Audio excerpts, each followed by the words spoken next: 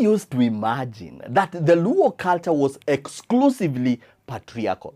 You know how the wider Luo nation is made up of very many communities. Under the communities, we have very many clans. Under the clans, we have very many families. Under the families, we have very many mieche. Under mieche, we have very many homestead. And under the homestead, we have dala. That is the classic setup of a typical Luo clan. So that would mean that the entire clan derives its identity from patriarchs. A classic example would be, I identify as Nyakwar Ramogi Juang. But more specifically, I identify as Nyakwar Kagera. Kagera is the main clan under which I belong. Kagera has a wide ancestry. The ancestry of Kagera traces back to somewhere around in Uganda called River Kagera, but that's a conversation for another day. Kagera has very many sons. Among the sons of Kagera was Omuga. Omuga similarly has very many sons. Among the sons of Omuga was Ogwang. Ogwang had very many sons. Among the sons of Ogwang is Oongo. Oongo has very many sons, among which I'm one of them. So that is how I identify. Anyakwar Kagera, Anyakwar Omuga, Anyakwar Ogwang, Awodo Oongo. That is the classic representation. But did you know that individual members of a clan get their identity after matriarchs? It is not uncommon in Luo Nyanza to come across an old man still being identified by the name of the mother. Macha Wod Nyar Kochia, Macha Wod Nyar Game, Macha Wod Nyar Siaya, Macha Wod Nyar Loka. That is how it went. So in classic Luo culture, the identity of the clan is patriarchal to the extent the patriarch is the one who gave the dowry. In Luo culture, the person who gave the dowry retains the right for continuity in genealogy.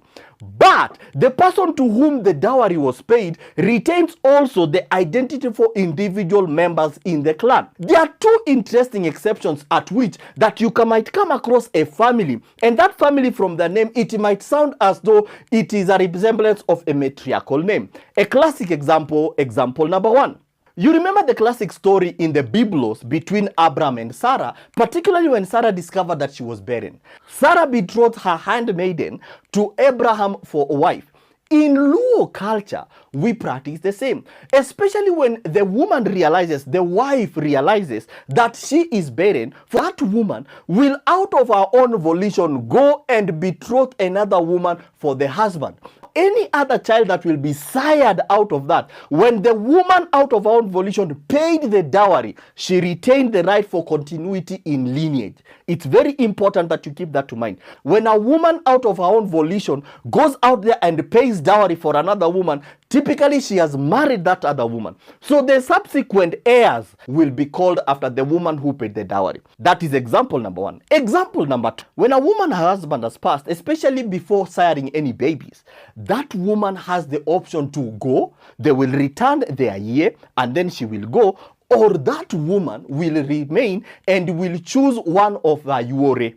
Yuore simply means shemeji. So the woman will choose one of her shemejis to help her sire. What happens when the woman is also barren? The woman will similarly go out there and betroth another woman, and that other woman is called as the wife to this woman. But that wife to that woman is not for what you're trying to think. That wife is for her to present to the yuore that falls on her side for the siring of babies. It's important for you to remember that the person who retains the right for continuity in lineage is the person that paid the dowry. So it's not uncommon to come across names, clans or families or even mieche that from their name, from the outward appearance of their name, they sound as though they are matriarchal. Chances are the matriarch in that family is the one who went out there and betrothed another woman to come and continue that lineage. And the person who pays the dowry is the person who retains the lineage, the right for lineage through continuity. Now tell me, did you know that prior to this video? Thoudi, making learning language simpler.